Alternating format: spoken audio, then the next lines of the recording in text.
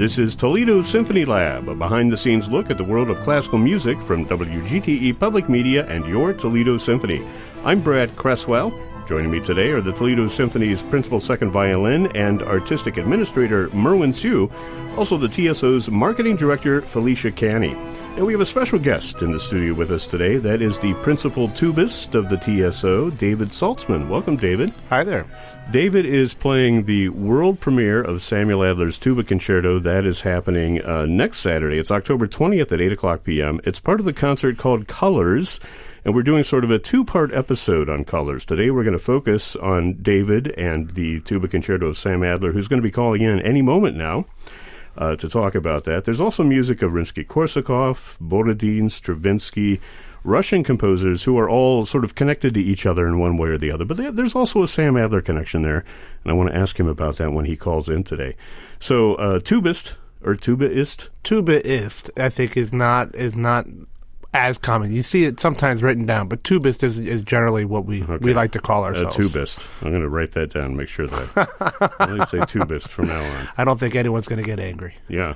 Well, on this episode, we're going to cover the Tuba Concerto. We're also going to talk about Flight of the Bumblebee. I have a great version to get us started of Flight of the Bumblebee. This actually involves the tuba, and it involves another instrument that is close, I know, to Felicia's heart. Hang on a second here. Not the piano. Why are there question marks in my head? Oh, God. This never dies. A version with kazoo. And I think they add a tuba later on, although I suspect that it's kind of... Not sure if those are real kazoos or not. They're pretty high-quality kazoos. Yeah.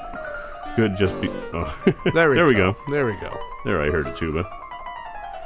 That sort of seems to be like the tuba's lot in life, you know. They get like those low bass notes. Every time you need like a low rumble sound, that's what the tuba does. That's one of the things that we specialize in. Yeah.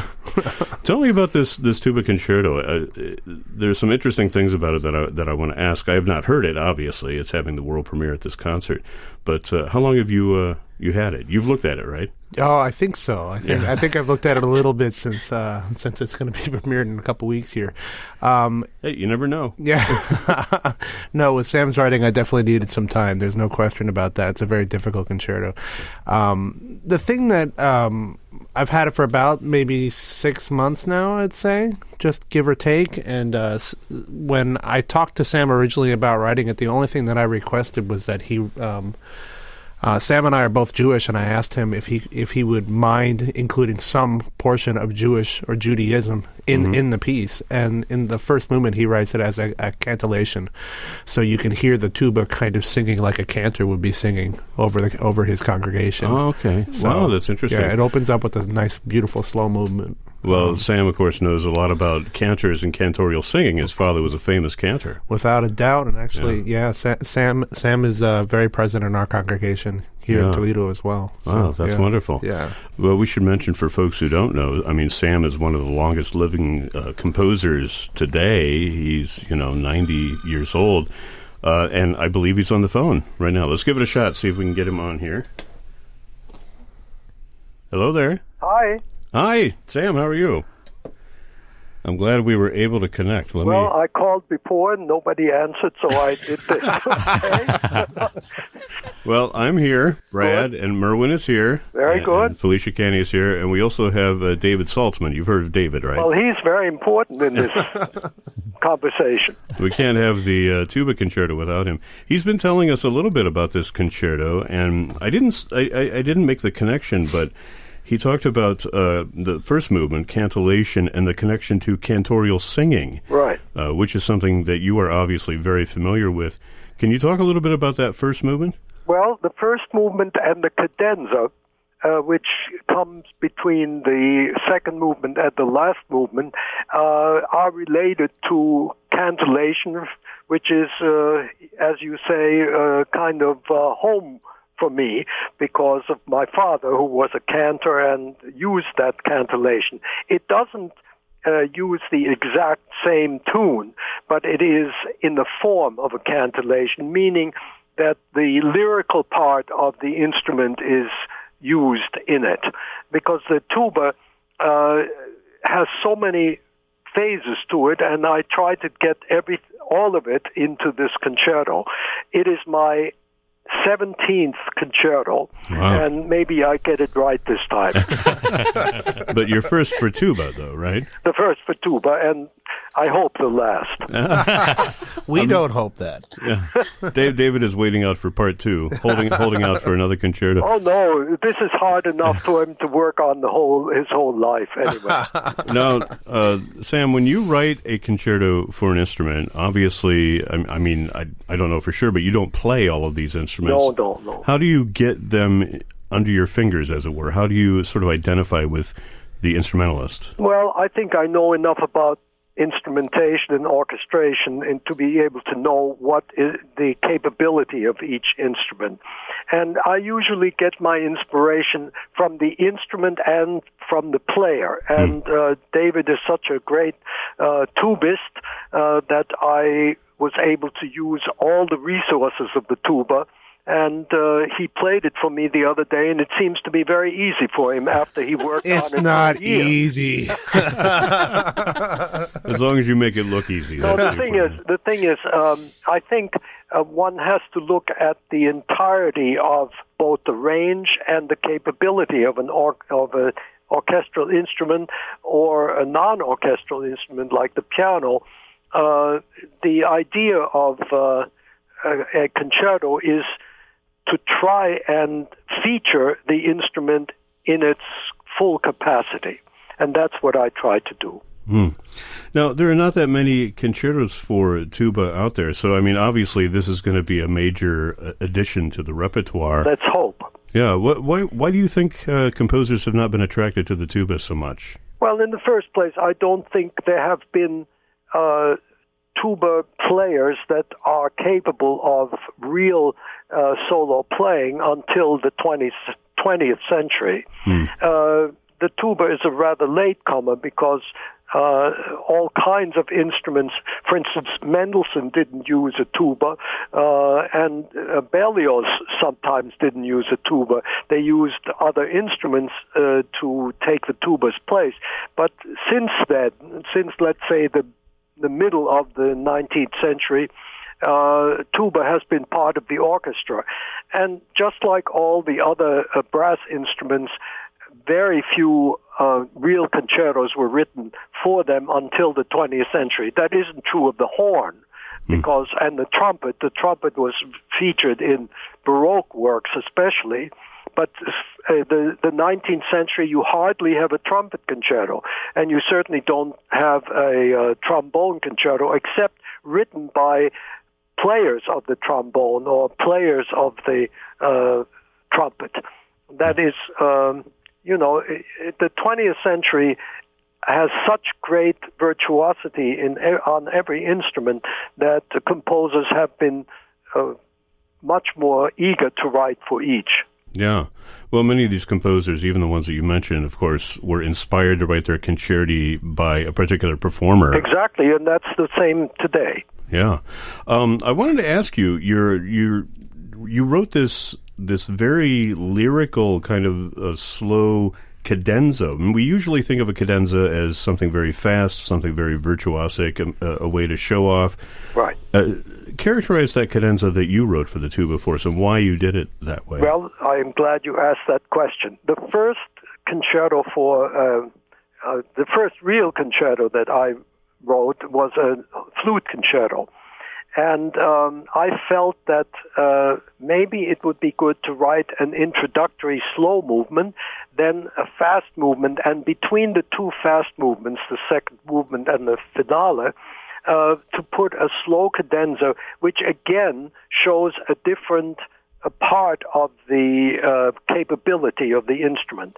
And this, the tuba, I thought, might be a good place to do that again, because all the other concertos that I've written were either four-movement pieces without a cadenza, or the cadenza is, as you say, a kind of virtuosic showpiece. Yeah, it sounds really interesting. I can't wait to actually hear it performed. Well, I mean, you could hear it. He'll play it for you if you ask him. He did bring his tuba, in fact. So we'll see if we can get to that. Well, the thing is that, concertos too often are just show pieces. I mean, there are such great violin and piano concertos of the 19th century, but they are essentially pieces to show off the virtuosity of the soloist. And except perhaps for Beethoven, I think, for instance, the second movement of the Beethoven violin concerto is one of the most sublime pieces of writing, and so are the slow, for instance, the slow movement of the double concerto for violin, viola, and strings by Mozart, the Symphony Concertant. I mean, those composers and all the slow movements of Brahms, Tchaikovsky, and Mendelssohn, and so on of the 19th century are all pieces that show what the instrument can do besides being virtuosic. And I thought it might be good to show the tuba is not just, Tubby the tuba, but a very expressive instrument. And that's why I used a slow cadenza and also a slow movement to introduce the piece. So, not that there's anything wrong with Tubby the tuba, by the way. No, I like it. I like it. And I actually knew the composer, and he was a very fun guy. Wow. Good to know. Yeah. Speaking of somebody else that you knew, you're on this concert with a handful of Russian composers. It's Rimsky-Korsakov and Bumblebee. No, I didn't know those. But you did know... I'm old, but not that old. You did know Stravinsky, however. And when we talked about your autobiography, you told me a great story of the Stravinsky Masterclass. That's right. And I'm just wondering if you would tell that again for our listeners. Well, when I was a graduate student at Harvard, we had a class. I mean, the teacher for that year was Walter Piston, a great American composer. And he was friendly with Stravinsky, and Stravinsky actually came to a class that we had, and of course we thought that was God coming to the class, and we all tried to write like Stravinsky, and there was one person in the class, Carl Cohn, who later went to Pomona College and taught there for the rest of his life. Carl wrote Stravinsky plus. I mean, he wrote such wonderful music that sounded like Stravinsky, and if I may say so, almost even better sometimes. And, I don't think Stravinsky will complain. Yes, he would. Oh. There was never such an ego. But anyway, so Stravinsky came, and we told Carl to put his piece up because Stravinsky would love it, since it was so much like him. Anyway, Stravinsky came, and, he was quite a short man, but he was dressed to kill. I mean, he had spats on. I mean, it was wonderful. He didn't come riding in on a horse, did he? Almost. He walked in and said, and we all stood up and clapped. There were 15 of us. And he said, "Oh, sit down, gentlemen." And he looked at the piece, and he said, "It's very stuffy in here. Open the window." So somebody opened the window. He looked at the piece again, wiggled his glasses. Then he said, "I'm getting a draft. Close the window." He looked at the piece again. "Oh, Walter, it's very hot in here. Open the window." "I think I'm going to get a draft. Close the window. Thank you very much, gentlemen." That was my lesson with Stravinsky. Wow. And then after that, everybody said they had studied with Stravinsky, right? Of course. Yeah, that's right. Yeah. Well, Aaron Copland once told me that we were walking, it was in Texas, we were walking across the campus of North Texas, the University of North Texas, and he said, "Sam, I've had more students than anybody else." I said, "How could that be? I mean, you only have 8 students a year at Tanglewood." And he said, "Yes, but I go to all these colleges and I talk to 500 people, and afterwards they all put down in their bio, studied with Aaron Copland." I venture, I'm going to put in my bio, study with Sam Adler after this. So. You could do that. Do that. Yeah, definitely. Well, David, do you have anything you want to say to Sam while we're on the record Careful now, careful. I honestly would just like to express my deepest gratitude for not only writing this concerto for kind of for me, but for the Toledo Symphony, and also just for my instrument in general. I think it's just a huge contribution for tuba players, and I just can't wait to share it. With the audience here in Toledo, and hopefully with other tuba players. I know a lot of tuba players are coming in for the concert from around the area and from around the country, actually, to hear it. So hopefully, I hope to do you justice, is all I can say. Well, I know you will, and I'm so grateful to you. I mean, you've worked so hard, and you played it for me, and I couldn't believe how perfect it was. Wow. It was really wonderful, and I'm just delighted that we're going to hear it, and hopefully you can play it again several times. I'm looking forward to that for sure. Yeah. Right. For sure. Well, I'm glad you guys get along. That's good. So far, anyway. So far. We No pressure. have to get through the concert first. Yeah. As long as- We'll check in on. I'll give you another call on October 21st, and we'll see how you feel. I'm going out of town. Well, Sam, it's been great talking with you, and we look forward to this concert. Thanks for asking me. Yeah, it's wonderful, and you're going to be there, obviously. Oh, I hope so. Yeah, And definitely. I'm bringing friends. Okay. And I hope everybody else brings friends. Absolutely. The concert is Saturday, October 20th, 8 o'clock p.m. in the Paris style.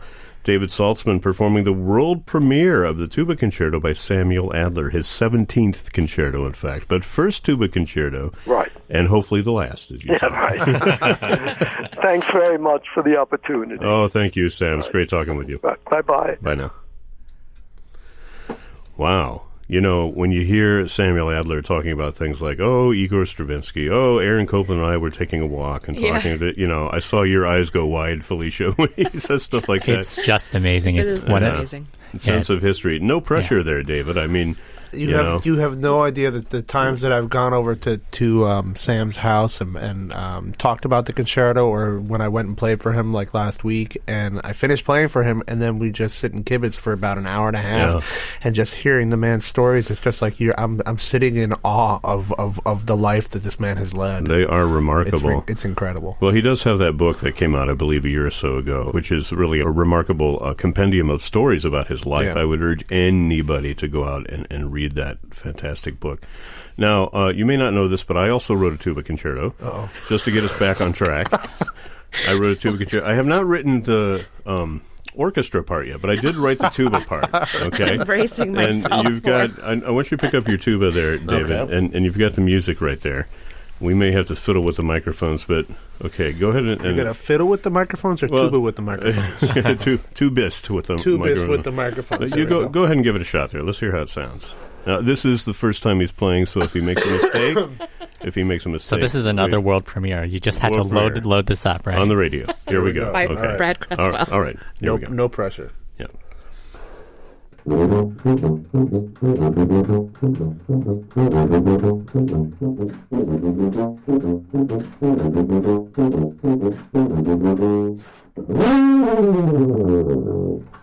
There was one note I thought was just a little bit rushed. Was it this one? No, that one was okay. That was all right. It was the one before it. Oh, okay. Now, I mean, I'll get back to work. a lifetime of work went into that concerto. But thank you. I appreciate it. World premiere, David Saltzman. I can put that on my resume. Study with Sam Adler. Premiere tuba concerto by David Saltzman. Right? That's a big day for you. Getting out of bed is a big day for me. So we've talked about the tuba concerto. I would like to move on a little bit to our Flight of the Bumblebee part of the session today, and I've got some fun Bumblebee facts, but I want to get another version of Flight of the Bumblebee up for you. Let's see if you recognize who this is.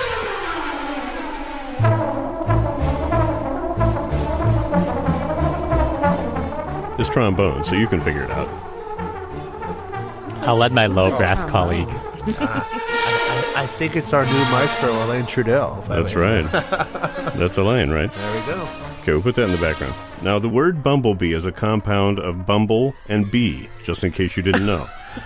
Bumble means to hum, buzz, drone, or move ineptly or flounderingly, and the generic name bombus is derived from the Latin word for a buzzing or humming sound. So, there's one rare bumblebee fact. It's also very rare that you get stung by a bumblebee, because only the females have stingers, first of all, and they can sting you multiple times, but they very rarely do that, so they don't die when they sting you. Another thing that I thought was funny is that bumblebees have to eat every 40 minutes to keep from starving to death. I can relate to that. You beat me to it. I can relate to that as well. And here's something else we can all relate to. They love coffee. Well, actually, they love caffeine. Caffeine is Cheers. actually, as we all drink our coffee today. So that's interesting. And they're also good at math, which I thought, this is crazy, this fact about bumblebees. There's something called the traveling salesman problem, where you have to visit different locations that are spread out over a certain area, and you try to figure out what's the shortest distance to get through all of them and hit them all. Bumblebees are like masters at figuring that out. They go around and figure out where all the different flowers are, and then they can calculate the shortest distance between all of them consecutively so they can hit them. So they're Uber drivers. Basically. Wow. David, I'm turning over hosting duties. Anyway, so we'll get this. There we go. A little background noise there. Something's wrong with my headphones. It's not the headphones. So we have an audio quiz, and this is... Can't handle the noise. Yeah, I'll take that down. That was really annoying, I know. We have an audio quiz, and this audio quiz is about different pieces of music that are inspired by insects, right? So you each have a piece of paper in front of you that lists different insects, and you have to match the insect to the piece of music that we're going to hear. Some of these you'll probably know very easily. Here's the first one. This is a warm-up, right? Okay.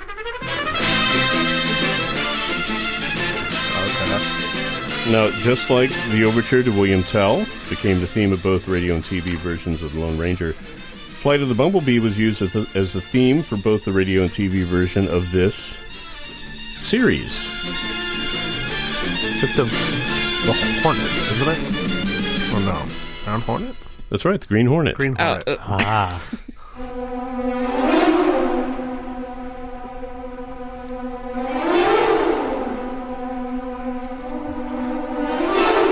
We get 30 seconds with each. Is this a jump in? Yeah, you can jump in. I mean, Some David of these already... insects are silent, I feel. What? You know what this is?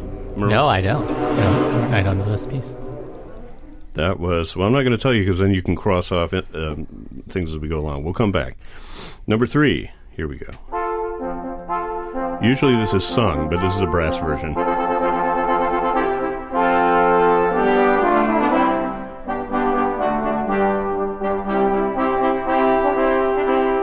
The name of it is El Grillo. All right. Go to the next one. See if you know this.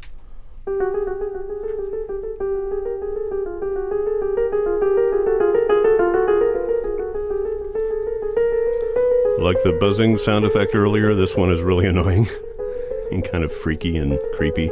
I think I know this Creepy. one. This is music by Bela Bartok. Yeah, I think I know this one. Yeah. This is by Georg Philipp Telemann.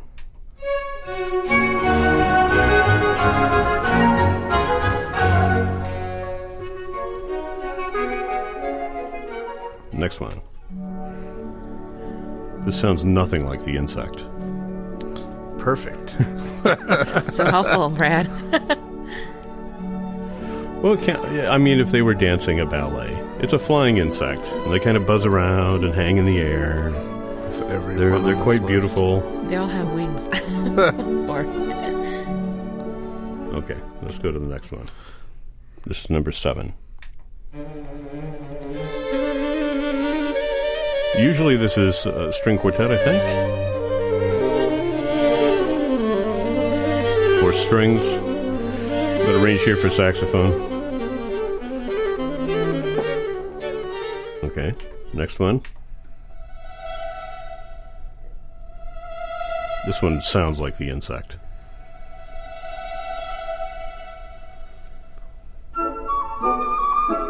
At least that first part did. Now it's all happy and buzzy. Now, the last one is actually bonus round, if you can identify the bug that is. Oh, is it a lightning bug this. for a lightning round? No. Again, let me write this down. You should be able to guess which insect this is.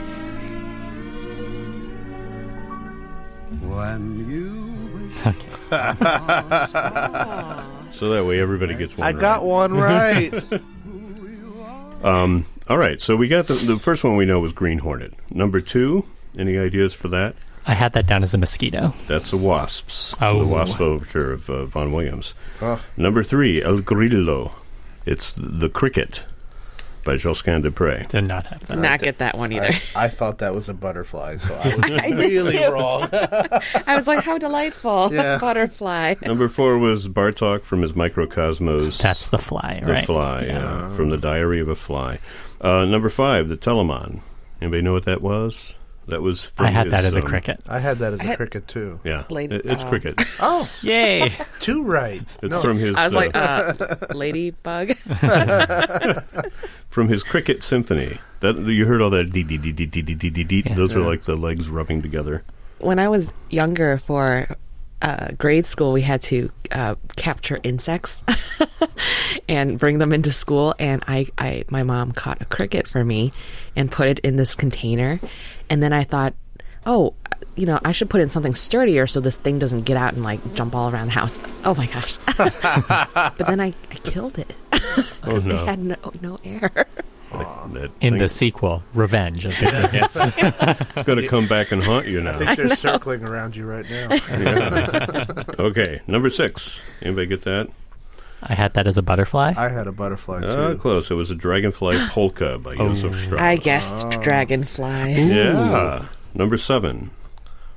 I had that as a bee. That I was had a a bee. bee, too. That was Franz Schubert's The Bee. Yep. Cool. And number 8. What did that sound like to you? That, Mosquito. I I had had mosquito. wasp. yeah. No, it was Mosquito. That's by Liadov, The Mosquito. Ah. Okay, the concert, we're going to talk about this next week on Symphony Lab as well, but the concert is called Colors. It's happening next Saturday, October 20th at 8 o'clock p.m. That's a week from Saturday, by the way, at the Peristyle Toledo Museum of Art. Elaine Trudell conducting the Toledo Symphony. David Saltzman performing the world premiere of the Tuba Concerto of Samuel Adler. This concert also contains that Flight of the Bumblebee by Rimsky-Korsakov, music of Borodin and Stravinsky, and they're going to have Holly Carr there doing some silk painting during the course of the concert. We're going to talk about that next week. My thanks to everybody who appeared today, Merwin Sue, Felicia Canny, and of course a big thanks to you, David Saltzman, for joining us here. Thank you for having me. This program is a production of WGTE Public Media in collaboration with our sponsor, the Toledo Symphony. You can download episodes of this program as a podcast by going to our website at wgte.org/lab. You can also subscribe to us through your podcast app of choice, including Apple Podcasts and Google Podcasts. I'm Brad Cresswell, and you've been listening to Toledo Symphony Lab here on FM 91.